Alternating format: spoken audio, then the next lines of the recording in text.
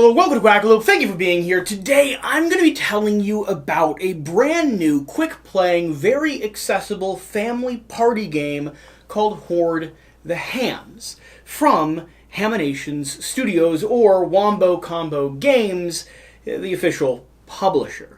Now, I was actually pretty excited when Haminations Studio reached out asking if we were interested in covering and doing a sponsored piece of content for their brand new party game, because I've been a pretty big fan of their channel for some time now. If you don't know about the Haminations Animation Studio, the YouTube channel with about 5 million subscribers and growing, they tell real-life human stories from usually their own personal experience, and they're one of the best crafters and creators of fairly family-friendly stories about things like Boy Scouts and the experience of sleeping out in the woods.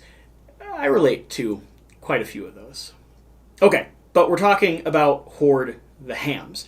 Hoard the Hams is a game that you can teach in about 30 seconds. You can play in about 15 to 20 minutes and can really get to the table with almost anyone you could imagine. I could sit down with a 6 or 7-year-old niece or nephew and dive into this game. My grandfather could follow and enjoy. The object of the game is directly in the name. You need to hoard as many hams as you can, with our thick ham being the most valuable, and our other little, more gentle hams being reasonable options if the thick ham isn't available. However, Hoard the Hams is also going to be a very interactive, very aggressive version of some other party game styles that you're familiar with a plethora of cards that allow you to protect your hams, allow you to take, steal, and manipulate other people's hams, and potentially just allow you to hoard, and hoard a few more.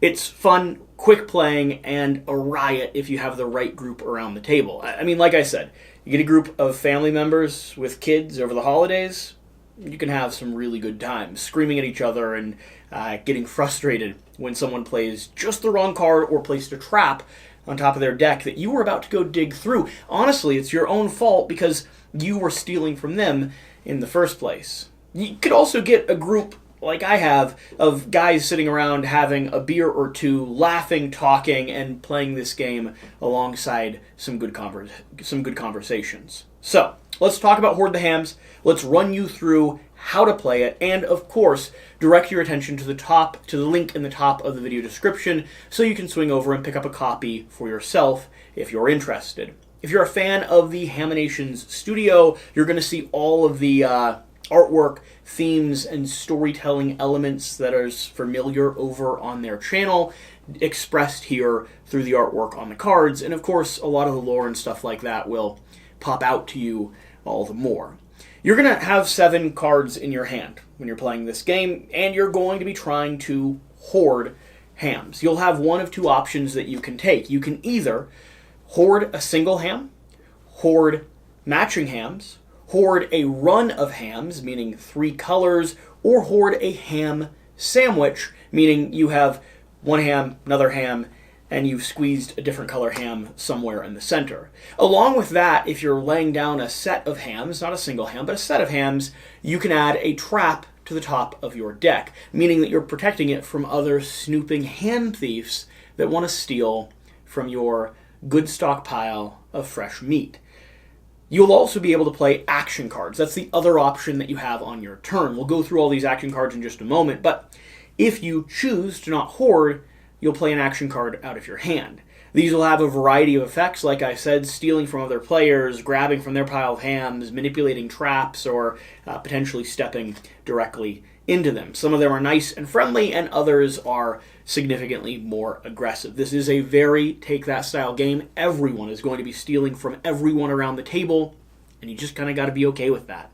At the end of the game, you're going to trigger the end of the game when this deck of cards completely runs out, meaning everyone has a big old pile of hams or not hams in front of them, and whoever has the most points at the end of the game will win, scoring based on the hams, again, you want your thick boys, that you've collected along the way. So, 7 cards. on my turn, I have 2 core actions. Here are the cards that I have on my turn. I could hoard, or I could play an action card. Right now, I have Pyromaniac, I have 2 Gremlins cards, and I have a whole lot of very nice matching hams. I could go ahead and play these down if I wanted, but I want to take a look at the action cards here. So if I was going to hoard, of course, I could grab my matching cards, stick them down here into my pile, and if I happen to have a trap, be able to place that on top as well. But let's take a look at our actual action cards that we have. So we have the trap cards. Nerd Ham. When triggered, steal the top 3 hams of the attacker's hoard without triggering the trap ham. So if this is on top of your hoard deck and someone tries to steal from you, you're going to reverse steal from them. That's called the Uno switcheroo. We have the Wizard Ham. When triggered, choose a player. That player must swap hands with the attacker. You may choose yourself. The nice thing about this is if someone else has been greedy or has a stockpile of cards and you only have a few, why not swap with them? Stick that on top of your deck and go ahead and figure out what they're hiding in their hands. By the way, you always have 7 cards. So whenever you don't have 7 cards, if someone steals from you, you swap hands, anything like that, you'll always draw back up. But let's say I just got rid of the 4 blues that I had in my deck, and I stuck that on top of it. Guess what? I'd rather have someone else's hand. I just played the best thing out of mine that I had. Thief Ham. When triggered, look at the thief's hand and steal 3 cards. Good way to get a set and match up with stuff in your own hand. When triggered, this is the thick ham. When triggered, stop a steal attempt. The player with the most thick hams in their hoard at the end of the game adds 6 to their final score. Like I said, you want the thick boys. But they'll also protect your pile if need be. Let's go ahead and look at some of these other cards that we have here. This is a hand action, so you're going to be playing this as opposed to hoarding some hams.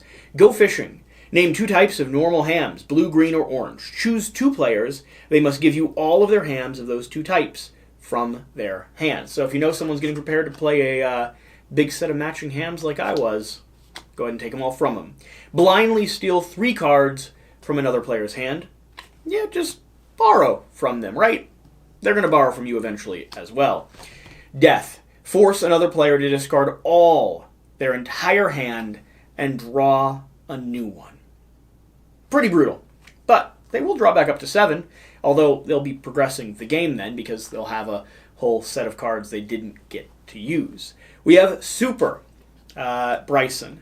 Steal action. Reveal the top 5 cards of another player's hoard. If 2 or more trap hams are revealed, that player may pick one of the trap hams to go into an effect against you. Otherwise, steal all normal hams revealed. So this one will cut through something like the thick ham. They need to have a layer of trap hams there in order for you to be stopped. We have Punch. Steal the top 3 cards of another player's hoard. This is just the straight up, probably gonna get trapped. But hey, if someone else went first and they kind of cleared the top row of cards, why not give it a shot? Or if you saw someone put down a whole slew of them, luck's in business. It's my turn.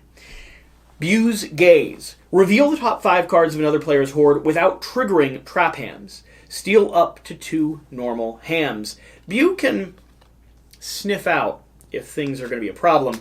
Pyromaniac. Choose 2 players. Force each player to place the top card of their hoard on the bottom. Then steal 2 hams from each player. Remember, you could put the trap 1 down, 2 down. It doesn't have to always be directly on the top, depending on how you play down and hoard your hams. So this could be useful. This also could be a great gotcha mechanic. We have Double Dip. Take 1 card, then take 2 other actions. Very nice. You could hoard, you could grab a card, then hoard. You could grab a card, hoard action. You could double up on actions against a player if you really wanted to whittle down their pile. This game can lead to a little bit of targeting where someone has like all of the hams and everyone around the table, mom, dad, grandma, you all decide that, well, Bo doesn't need to win this time. We have the Hoard. Draw 2 cards from the deck, then hoard everything in your hand that can be hoarded. A beautiful little everything's going in the pile card there.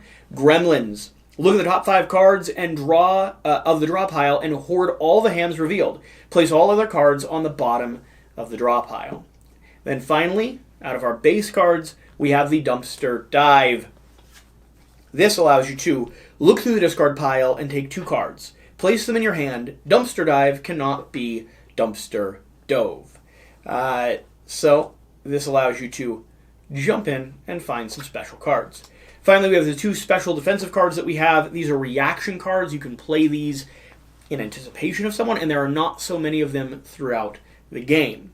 We have Guardian Angel. Play to completely cancel any non-ham card that is played by another player. So you can completely nope a trap that's coming your way, or a steal that's coming your way. And then finally, Smooth Brain negates all trap hams revealed from a steal action. So you can just kind of avoid them conveniently. Some people say you have the nose of a dog. Most just say you're lucky, but not that smart.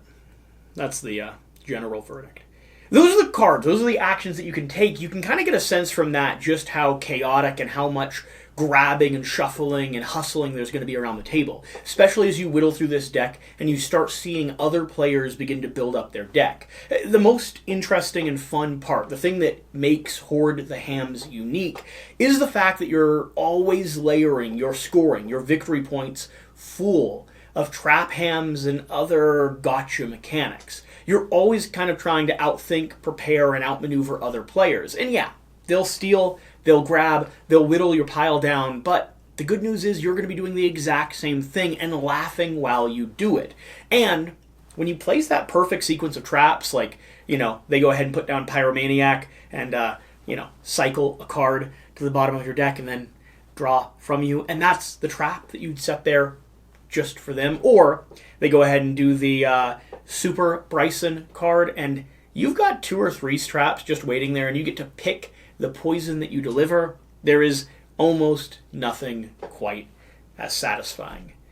This isn't an overly complex game. It's not wildly innovative in the space of, party games and games of this genre. But it does have some unique features to it. It is a lot of fun. It teaches quickly, plays with everyone, and gets on and off the table like that. You could cycle through 3 or 4 games of this in an hour if you wanted. You could also just grab this for a family night before sitting down and watching a movie, or before hanging out and while you're waiting for someone to get home to start dinner. You could go ahead and grab this and get a game cycle in. For us, this is a perfect begin the night or end the night style of game, and it's really been added to the collection of maybe 10 or 15 party games that we have that cycle into rotation pretty consistently around the table, because they're quick, easy, accessible, and a riot to play. So, let me know. Do you have any questions down below? Are you clicking on that link immediately to go check this game out and pick up a copy for yourself? I know this is a little bit lighter than what we normally cover on the channel, and party games are not games that I personally gravitate to as often. But this one has some fun bluffing, some rewarding take that, and it's coming from a YouTube channel that I've been a fan of well before Quackalope ever started. I think it's cool to see people get into the hobby space or create things for the hobby space that I'm involved in, that are so different and doing things, doing so much stuff outside of our little niche of the world.